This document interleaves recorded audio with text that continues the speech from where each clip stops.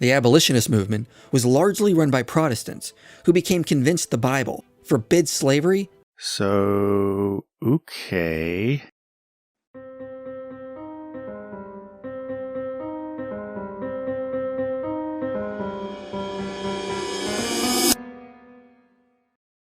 Greetings. You've just arrived at part 2 of my 2-part discussion of Inspiring Philosophy's video saying that Christian nationalism isn't caused by Christianity. So, welcome. Last time we heard him argue that unchurched people are more Christian nationalists than church people. Go back and watch that if you want, though the order isn't vital. And today we'll see him shift gears to trying to show how Christianity went around the world spreading liberty and, well, just a whole list of positive social traits. Research indicates Christianity, and specifically Protestant Christianity, leads to more civil liberties, education, literacy, and democracy, and does not lead to more authoritarianism or extreme nationalism. Or, check that, Protestant Christianity spreads them, to be more specific.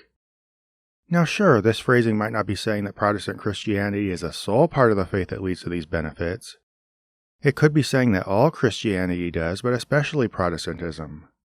I don't know, because it's really kind of a vague qualifier that gives us almost as little to work with as the claim itself. Either way, I always get leery about the possibility of cherry-picking when I hear someone specifying which Christians they're talking about in the process of trying to lend credibility to Christianity. If people's behavior within Christianity varies so much that you can observe one sizable population of Christians behaving significantly better than another, I question the effectiveness of the religion directing people toward correct theology or good behavior. And if we're judging the Christians against each other based on secular criteria for good behavior, then why not just take Christianity out of the picture and use that secular criteria from the start? Anyway, he goes on to expound on this assertion by saying this. It has been shown that historically, Protestants were catalysts for increasing literacy and education and spreading democracy around the world. Robert Woodbury says, "Conversionary Protestants were a crucial catalyst initiating the development and spread of religious liberty, mass education, mass printing, newspapers, voluntary organizations, most major colonial reforms, and the codification of legal protections for non-whites in the 19th and early 20th centuries." Hey everybody, post-production prophet Azad here. Adding something I think deserves a little more attention, the fact that I'm not interested in getting into some kind of amateur citation battle with inspiring philosophy doesn't mean I didn't do any research on this topic at all. It's just that all I could see myself doing is, 1. Using favorable sources to draw specific conclusions about literature I don't have any expertise in, not that that's anything we've ever seen anybody do, or 2. Providing unnecessary citations for my paraphrase of broad historical phenomena we're all pretty familiar with. The literature on the subject of Christian missionaries shows that the relationship to colonial efforts and impact on conquered native peoples has a very complicated history of positives and negatives. It's not as clear-cut as missionaries always supporting colonial efforts, though they often did, nor is it as clear-cut as them always working for the good of the locals. It's such a huge topic with so much nuance and so many varied findings on varied types of missions work that painting any real picture would take an in-depth series by someone more qualified in history than either of us are. That's why I often argue granting a lot of inspiring philosophy's conclusions. If you're really interested in this, make learning about it an ongoing process. My only big historical assertion, hardly a bold one, is that Christianity isn't this magic bullet that works for the better in a way inspiring philosophy seems to suggest. One work I would like to point to is a 2020 letter to the British Journal of Political Science titled, "Conversionary Protestants Do Not Cause Democracy." It's kind of a preliminary rebuttal of the Woodbury article cited by Inspiring Philosophy that analyzes and questions a lot of its methodology, which is a little iffy when you look at it closely. Woodbury's findings are restricted to specific criteria measured between 1950 and 1994, and it appears that expanding the time frame and using alternative measures casts a lot of questions on his results. It also suggests that it might be a divide between the attitudes of Western and Eastern Christians toward democracy and government, rather than between denominations, that distinguishes how missionaries behaved. And considering Christianity says nothing about democracy, these attitudes are probably regional and cultural rather than religious. They conclude by talking about how, while the role of religion in democratization shouldn't be overlooked, and I agree, religion and culture do not evolve in isolation, which leads to difficulty in establishing neat causality. And that's one of my biggest points. Anyway, now I'll move on to the rest of the normal video. If the Christian worldview led to authoritarianism and extreme nationalism, we wouldn't expect to see democratic institutions, a focus on education, and civil liberties to come out of Christian societies. This is a strange approach to assessing Christianity's effects on the world that seems pretty selective. It looks at a very carefully chosen cross-section of Christian activity, dealing with specific people, conversionary Protestants, acting on a specific stage, worldwide colonialism, during a specific time, the 19th and early 20th centuries. A discussion that's been this methodically carved out of the broad scope of Christian history is going to leave a lot of the story untold. If this wasn't willfully cherry-picked by inspiring philosophy, which it might not have been, and I don't want to disrespect him by assuming as much, it seems some desire to vindicate Christianity was guiding him toward the right answers. I mean, Christianity was in charge of the Western world for over 1,000 years without giving any hint of promoting freedom and democracy in any way we'd immediately recognize. Of course, this wasn't the Protestant church, but if we're trying to show that Christianity has some core ideals that drive it toward these positive traits, the fact that it took it centuries to even start exhibiting them doesn't look good on its resume. In fact, I find it striking that it's the moment the church's stranglehold over the West started to loosen, when Protestant groups opened debates about the faith and the Renaissance infused fresh secular thinking while revising suppressed classical traditions, that this move toward freedom and literacy started gaining steam. Sure, Protestants can claim this all just reflects on them, and of course they will, but the fact that it coincides with a lot of other ideas that disrupted Christian theocracy and otherwise stirred the pot of ideas gives us reason to question whether Christianity did it is the most parsimonious explanation.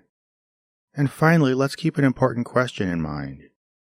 Even if the studies inspiring philosophy points to amount to conclusive evidence that a huge revival of freedom and literacy in the 19th and 20th century was launched by Christian missionaries of that day, and that their Christian ideology can be isolated from other historical and social factors and identified as the cause of this phenomenon, what has this done to show us that Christianity doesn't cause Christian nationalism? There isn't a natural logical step here at all. Because what? Are we supposed to take the specific set of effects of 19th and 20th century missions work as being an indicator of what inevitably happens when Christianity is a factor in something?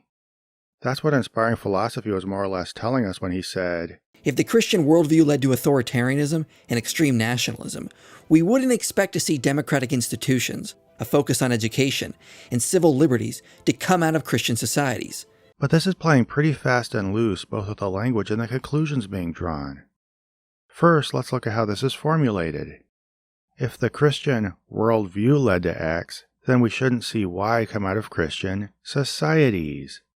Another way to formulate this could be, since societies that largely practice Christianity produce Y, it's unlikely that the Christian worldview could lead to X. This conclusion, even expressed tentatively in terms of what we'd expect, assumes we can clearly infer things about the nature of the Christian religion from what we see in a society that largely practices it. I simply disagree with this. And you know what? It's pretty easy to get Christians to disagree with the notion as well. How? Easy. Just plug different examples into the formula. For example, since societies that largely practice Christianity produce crusades, it's unlikely that the Christian worldview could cause peaceful behavior. Or, since societies that largely practice Christianity produce inquisitions and sectarian civil wars, it's unlikely that the Christian worldview could cause tolerant coexistence. Most Christians will immediately reply that either the people doing this aren't true Christians, or that there are all kinds of social, political, and economic motivations that led to these things. You know what it sounds like. And there is some truth to this. You can't separate Christianity from the broader social context in which it was being practiced at any particular time and just say the religion itself caused everything that happened without considering other historical factors. Yet somehow these distinctions don't come pouring out of the mouth of Christians when talking about times a largely Christian society did good stuff. I don't hear a lot of, well, you have to understand that there were a lot of social, political, and economic motivations at play with the trends toward democratization and education we saw in the 19th and 20th centuries. There's no questioning whether this was just done in the name of Christianity for extra Christian reasons.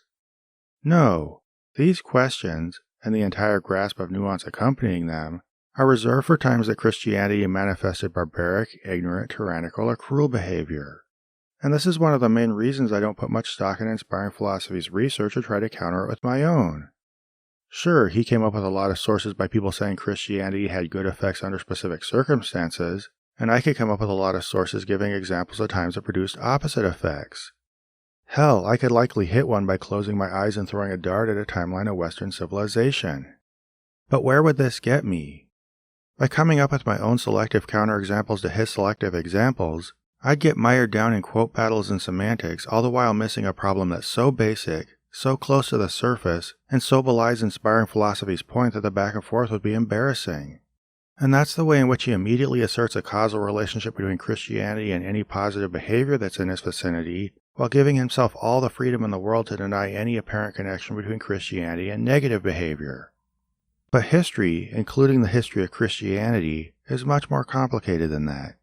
And whatever he can tell us about 19th and 20th century missionaries, the suggestion that their behavior and achievements flow directly from Christian values, and that these represent the spirit of Christian values so absolutely that 21st century Christian nationalism can't or even probably didn't arise from any practice of the religion, is just an incredible leap to take. This connection becomes even more fuzzy when we look closely at why missionaries were so awesome, which, to avoid tit-for-tat with inspiring philosophy over examples of missionary behavior, we'll start by assuming they were. But historically, the opposite seems to have occurred. Supporting the point Christianity does not lead to authoritarian ideologies. Woodbury notes the historical evidence indicates many Protestants. The word many here is interestingly vague. Help people around the world fight for civil liberties and anti-colonial measures, like transferring power away from the British to indigenous people. I'd be interested in finding out how often and to what extent missionaries actually tried liberating them from colonizers. But let's just assume these nice things happen fairly regularly whenever they are on the scene as their countrymen conquered and ravaged other people's homelands. To be honest, I could see why this would happen. If you were to compare all the people who took part in these invasions by Christian nations, because while we're distinguishing missionaries from non-missionaries, let's not conveniently forget that all the invaders are part of Christian societies, I can see how the ones who were there to reach the lost natives had better intentions than the people carrying guns or setting up exploitive commercial ventures. Because of course they did. It's just kind of in the nature of their work, just as it would be in the nature of the work of any other humanitarian endeavor. But whatever kindness they showed still leaves us with a lot of questions. How impressed should we be that these humanitarian tag-alongs clear the low bar of being better than the invaders they were accompanying?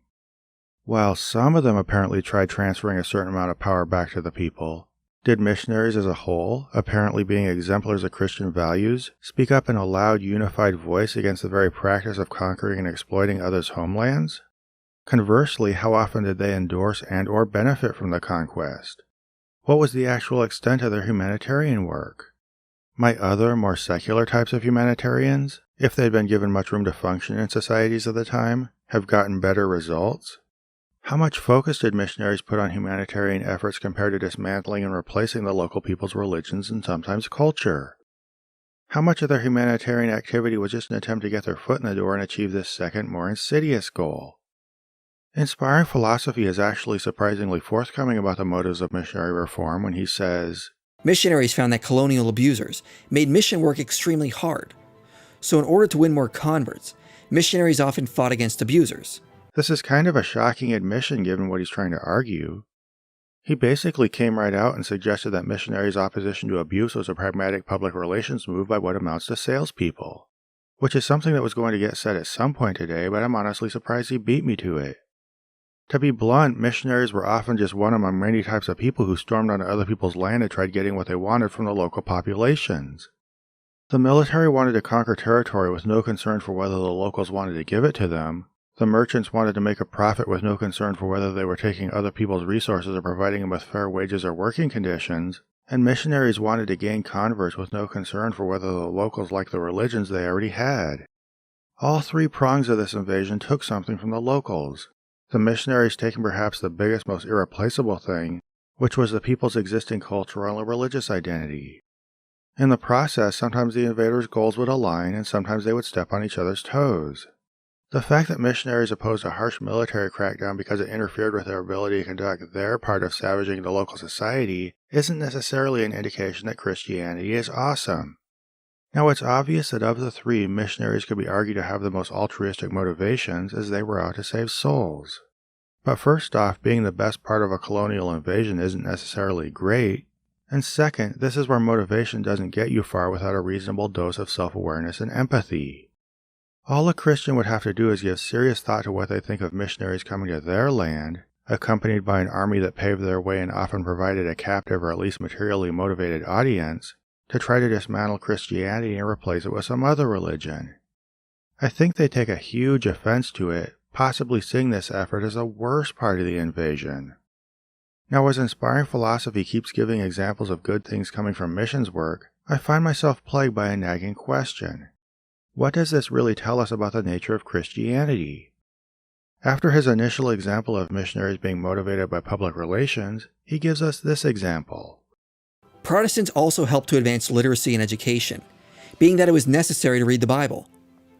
Protestant areas consistently printed more books per capita and exported more printed material per capita than Catholic areas. So they promoted literacy, but it was with the goal of getting people to read the Bible.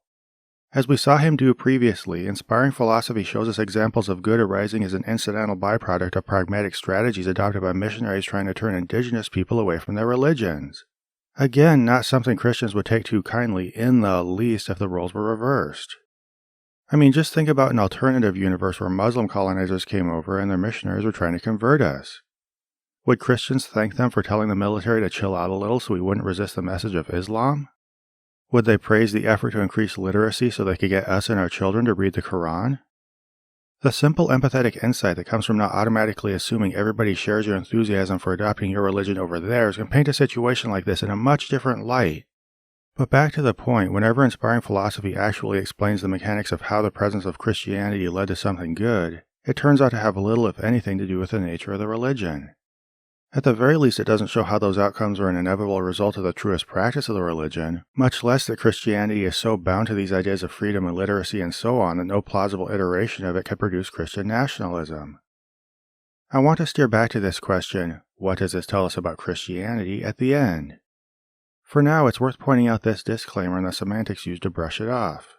This is not to say missionaries always did the right thing or were always perfect. Understatement of the day. There are many examples of missionaries doing harmful things to indigenous people. But overall, Protestant missionaries appear to have been a force for good. To be blunt, missionaries could be horrible and downright abusive, often promoting the agenda of the colonizers they accompanied or encouraging cultural assimilation that absolutely destroyed the local culture or even family lives of a lot of people. They didn't always have great insight into the customs and behavior of the locals, and at times separated children from families to go to boarding schools where horrible abuse was often rampant. I live in Alaska where the encounter between missionaries and natives was very recent and still affects the population deeply today, and it was pretty horrific. Now, I'm not going to say this is all missionaries. I won't deny that a lot of them did good. But the picture is a lot more complicated than that of missionaries blessing the rest of the world with the absolutely amazing values that were part and parcel of their religion, and the harm they did, often inherent in the cultural devastation they wrought for the sake of saving souls, cannot be brushed off with casual, absurdly vague, totally non-quantifiable statements that, aside from a few bad apples, overall certain types of missionaries appear to have been a force for good. Sorry, but I live too close to the results of the problem to countenance this kind of dismissal.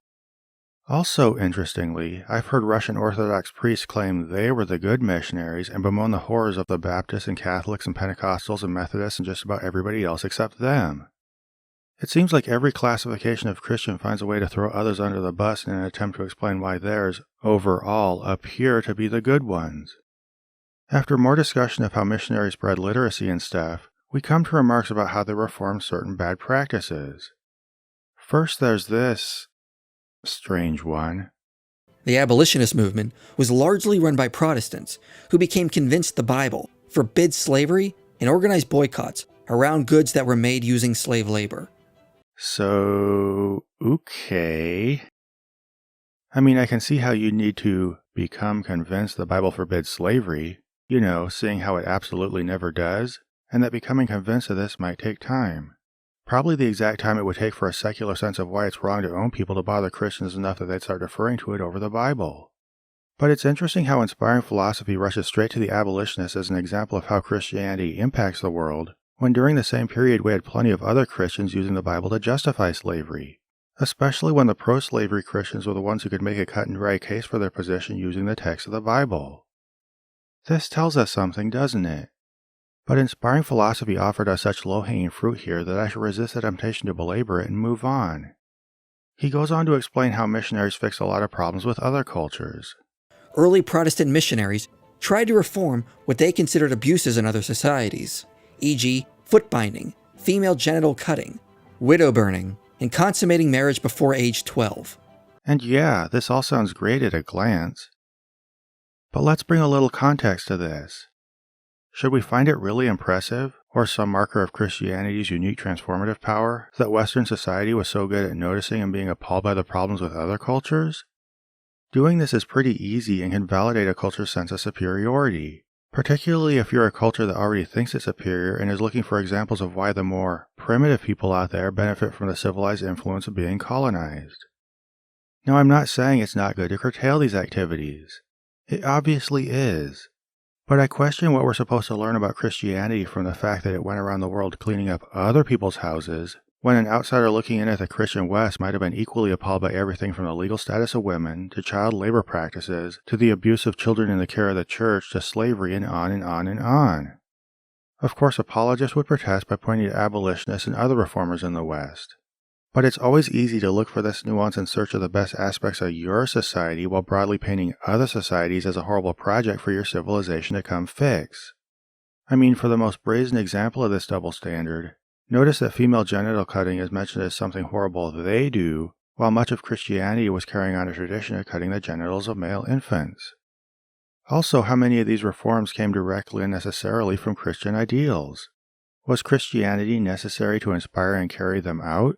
Or were missionaries just the main social representatives of a Western society that was becoming more advanced, more literate, and, probably at a slower pace, more progressive?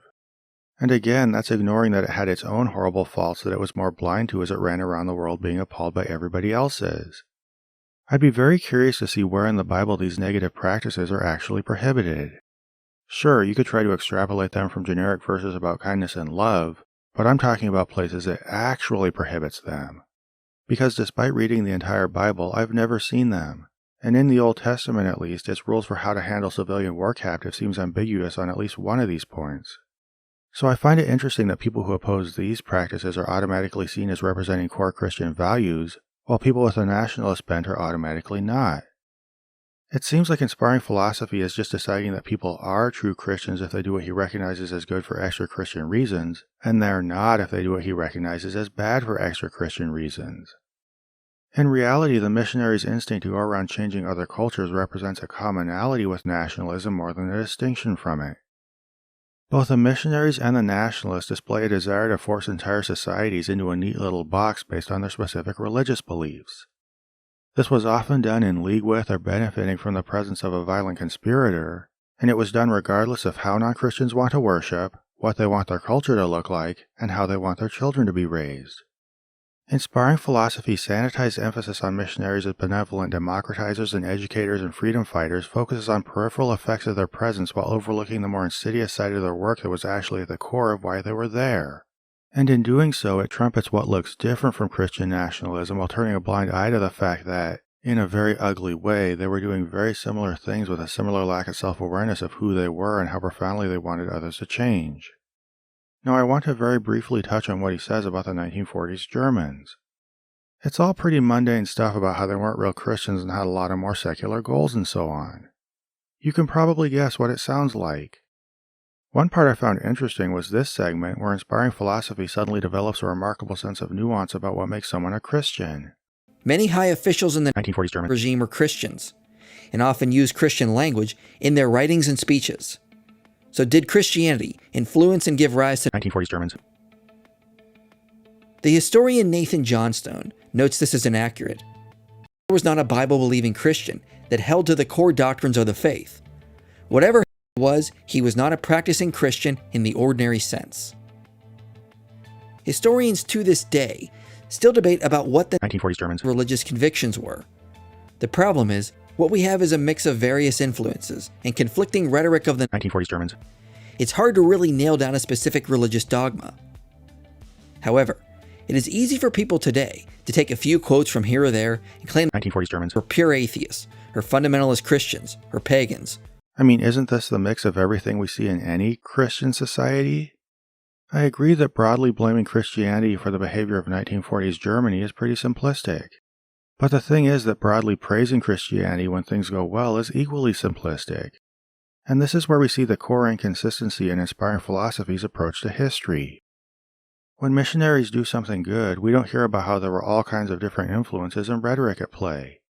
We don't hear him getting down into the nitty-gritty of what specific dogma specific Christians were following and asking all kinds of questions about whether these were true Christians. No. Since people doing good doesn't present an awkward puzzle to solve, you can just slap the label Christian on them and congratulate Christianity for all the awesomeness that you automatically inferred is core to its nature. Easy peasy. But apparently when we're talking about people like the 1940s Germans, the questions of who's a real Christian suddenly gets complicated. This brings me back to my question, what does this tell us about Christianity? Does seeing specific professed Christians be nationalists or 1940s Germans tell us anything definitive about it? Inspiring philosophy would say no, and I'd largely agree with him. But does seeing other professed Christians contribute to an increase in democracy and literacy and stuff tell us anything definitive about it? Inspiring philosophy at least wants to nudge us closer to a yes this time, for obvious reasons. But I'd say the same no that applies to our first answer applies here as well. Part of the problem is that there just isn't one core true Christianity. It's practiced in many ways by many people based on a combination of how they interpret Scripture and what secular social values they as a product of their times bring to Scripture. But the closest you can get is to look at the Bible itself. There you'll find a lot of conflicting answers, of course, but what's interesting is what you won't find. Nowhere in Scripture do we find anything about democracy or personal liberty. The only political systems endorsed or even modeled for us are authoritarian theocracies. Nor do we find anything about the value of literacy. The Bible was written in a time when literacy wasn't widespread or even understood in the modern sense. It depicts information being transmitted largely by word of mouth, usually from people like prophets who claim to be the voice of God. And blind acceptance of what they tell you is promoted as both a virtue and a good way to stay out of trouble. Slavery is clearly allowed for, a stance the Bible never retracts, and the practice of conquering other people's territory when you're on God's side is glorified. Sure, that's in the Old Testament, but it's still something that's in God's character to allow, and if there was a time and place for it then, why might there not be a time and place for it later? So what within the nature of actual Christian teaching makes it this force for democracy, literacy, and liberating indigenous people? Nothing that I can see. So why does anybody think these ideas are being spread because of Christianity instead of unrelated historical factors or pragmatic motivations of missionaries? The only reason I can see is that you want these values associated with your religion because you recognize them as good for secular reasons. The Bible's also full of things Christians don't want to associate with. What is it model doing with godless nations? Conquering them. What is it model doing with unbelievers living among you? Executing them. Where does it tell you the opinions of people who disagree with you come from? The devil. What does Revelation depict as the ultimate resolution to difficulty you have with the world? Jesus coming back and ridding the world of non-believers in a grotesque, vengeful bloodbath and establishing a godly kingdom. Now I know the Bible also has stuff about kindness and loving your neighbor, but there's a lot of other stuff that goes along with that, much of it about how you treat the other. So how can we not expect some idea of nationalism to get in the heads of a lot of Christians on at least some level? Now I know there's nuance here. There are times and contexts for how the Bible condones horrible activities, and not all Christians will interpret them as dictates for how to behave today. But the fact that the Bible suggests these activities were ever okay in any situation is pretty chilling, and it leaves a lot of room for people to find perfectly valid scriptural justifications for horrible behavior. If we're going to truly address where Christian nationalism comes from, we simply need to look at these parts of the Bible and recognize them as being consequential, to see how they can embed themselves into the thinking and ultimately activism of believers. The answer to does Christianity cause Christian nationalism isn't necessarily a yes in the sense that every Christian's practice of the religion causes it. But the religion's reliance on dictates from a book that's considered perfect, full of atrocious things, and meant to be taken at face value by a large population of people certainly leaves room for it. Until we confront Christianity's entire model for validating information and moral teaching, it's going to keep leading us into turbulent waters. Trying to ignore this problem while seeking to validate Christianity with isolated examples of Christians promoting good is, to be frank, just sticking your head in the sand while society burns around you. And nobody should be so invested in the reputation of any religion that they do that.